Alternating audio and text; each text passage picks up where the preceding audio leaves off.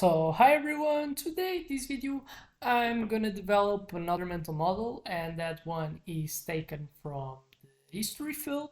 Then, obviously, in that specific field, we study what has happened in the past, try to explain it, and obviously, the heroes that were so committed in the past try to not repeat in the future. And then, so obviously, if we're solving or learning the way that we have behaved in the past and how it leads to be to errors and as well so the successes, it's important so to get this knowledge for today's world, since you take your decision making based in what the data that you got from the reality, the beliefs that you already have. So I'm with the function to provide you another type of insight that can be helpful so to increase your decision making ability, which ultimately I believe makes you have more so prosperity in terms of likelihood if you kind of so manage to master decision making. And to master decision making, you have to get knowledge about reality. That is so the essence of a mental model. And then so I already expect you to help me by subscribing and afterwards seeing other videos. And then so today we're gonna talk about a specific mental model that's called Iron Law of Oligarchy, how democracies turn into elite rules. So what is the Iron Law of Oligarchy is what so I'm going to explain right now. So the Iron Law of Oligarchy is a sociological theory which posits that all complex organizations, including democratic ones, inevitably they develop a small powerful elite that makes decisions on behalf of the world. So basically, the core idea is that even in organizations built on democratic principles, then we tend to perceive it that's more fair, based our society, our decisions based in the democracy type of structure. The reality is that even with that, the tendency is in long term that the main decisions, the most important ones, they just are in the accountability of a small tiny of persons that we normally call as the elite. So it's like even in democracies we have a tendency to got centralization of power in a small type of portion of the whole population that normally so we call as elites, since by them having this main type of influence about so holding the environmental rules. The reality is so obviously each human tends to have an egoistic way to perceive the reality, and then so they're also going to do choices that most prioritizes their own well-being. And then so obviously, and taking this as true, you so can expect as well these elites that have a tendency so to get in like having this ability to got like good in positions that so have this potential to kind of most so define the benefits that they're going to receive, like the politicians they kind of have a good influence about so what they can take for themselves as benefits, since they regulate the taxes, which are so the ultimate type of revenue that comes so their wages. And then so obviously their own selves by controlling, for example, the laws, they control as well so the revenue that they got in comparison with the other one as a business type of manager.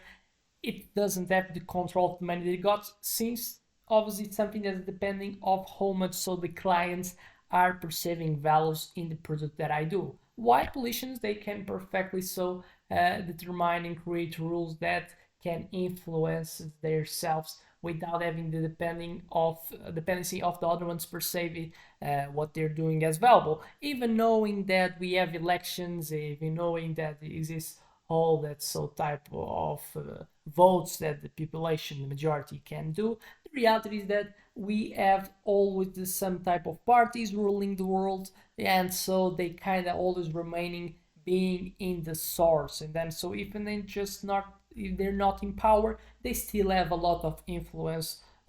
Because obviously in USA, for example, there are just two parties, and obviously even the president is not of one specific party, the party is still ruling a lot of the states in the country, and then so it remains having a good ability to get a grasp the resources that so exists and are developed in that much state. So basically what I want to understand is it's difficult to take away people even if they're not so elected for the main type of charges. They still have and they kind of so nurture themselves with the benefits and the things that the environment has to provide. And then so where you have to understand sometimes people fall in the beast that thinking that democracies they cut away and they think that democracy is the fairest way, or at least it's not just fair, it's exclude at 100% the possibility of people kind of accumulating so resources as money as privileges. And the reality is it's not something that happens. So the reality is that is a paradox, because this tendency to this thing happen, it challenged the notion that democracy inherently prevents concentrated power. The reality is that it does not. So, understanding now that it's something that tends to happen can help us recognize so early signs of elite entrenchment and so work towards more accountable systems. So, what do you have to understand? Mechanisms of power concentration. So, how it happened. Bureaucracy and specialization. As organizations grow, the need for specialization and structure leads to the formation of leadership layers. Resource control. Leaders gain access to resources, information, and networks that further consolidate their power. Even now, if the same leaders now also not just going to be in the future the same leaders, they already have so built a whole network that even after periods of not so being in some specific type of position, they still have benefits of the prior type of position that they were. Decision making efficiency. To maintain efficiency, decision making becomes centralized. So it's a thing that people tend to say that obviously so to not decentralize decision making, they say that it's bad so doing it because it decreases efficiency, but because when we have so much people having in count about something, the reality is that we are so more prone to kind of have the garbage in and more people so having opinion that in reality they don't deserve or they don't aggregate value, they don't also the reality for where they're doing a decision making. And then so with that type of excuse, the decision making becomes more centralized, reducing broad participation over the time. And then so obviously inevitable outcomes, the elite dominance, regardless of initial democratic intentions, the power always tends to concentrate in the hands of few. Resistance to change. These elites obviously often resist reforms that will dilute their power, leading so to stagnation or even authoritarian practices within obviously these organizations. The historical examples we have in modern democracies, many established democracies they show signs of elite interaction. So where career politicians and bureaucrats dominate decision making, even when they are in a specific position, they go off, but they kind of so get elected to another one, and then so they all remaining in a system that they are all connected, and so they receive the same incentives almost whatever is the position that they so are present in. Obviously, so we have the revolutionary movements, even movements that start with the widespread participation. That's a tendency to the start of all the type of civilization that we know. They were kind of floating a centralized power in the name by them being a decentralized power that more so represents the majority of the population. But even then, so when they reach to the power positions, they as well become again centralized as well. And an example was socialist type of revolution that happened in the past last century, that now a lot of the countries that have so the socialist type of parties ruling as well have become so a small tiny group of elites from that specific party that as well so has unproportional type of resources in their hands in comparison so with the other ones. So obviously, we have incorporated organizations, large corporations, despite claims of flat management structures or democratic ideals, executive boards, and top management teams that typically they hold most of the decision-making power as well. Social movements, activist groups, grassroots movements can be co-opted by small groups of leaders, shifting the focus from broad participation to centralized control as well. So, why does the higher level of oligarchy happens?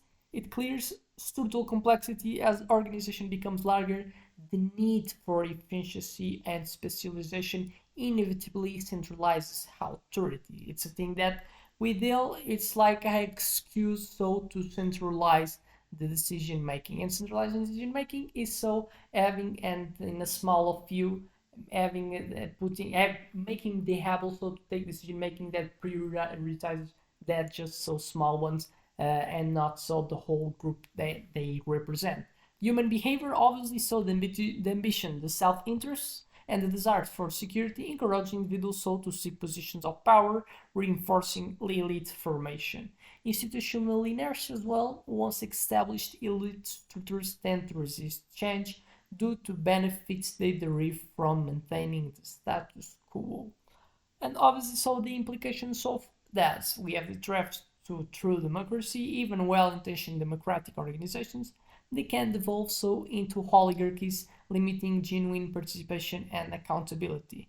Policy and governance, recognizing these dynamics, obviously is essential for reforming institutions to promote some more transparent and distributed decision making. So now that we have understood that, we have so well understood the context, we have understood why it explains this existence, the human behavior, how it prioritizes the self-interest, and obviously my self-interest is the mind and the people that I have friends of it, and then so centralized power builds about that, and a cure, and a type of nucleon that exists, and then so now we have to understand that we have to try to fight it. What are so the alternatives? And also to not make this law being something that happens. Institutional reforms, implementing term limits, regular audits, and transparency measures to prevent power from concentrating indefinitely. Encourage participation, foster a culture of active and informed participation where decisions are made collectively and leaders are held accountable.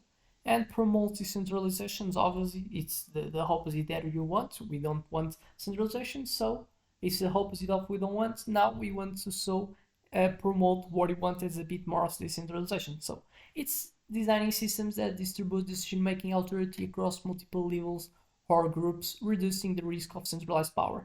In the United States, we have an example of that, so by having a government like the president, but in each specific state doesn't have to be the same party as the leader, is an example of decentralization that so is already a step towards so this type of system that we tend to like more.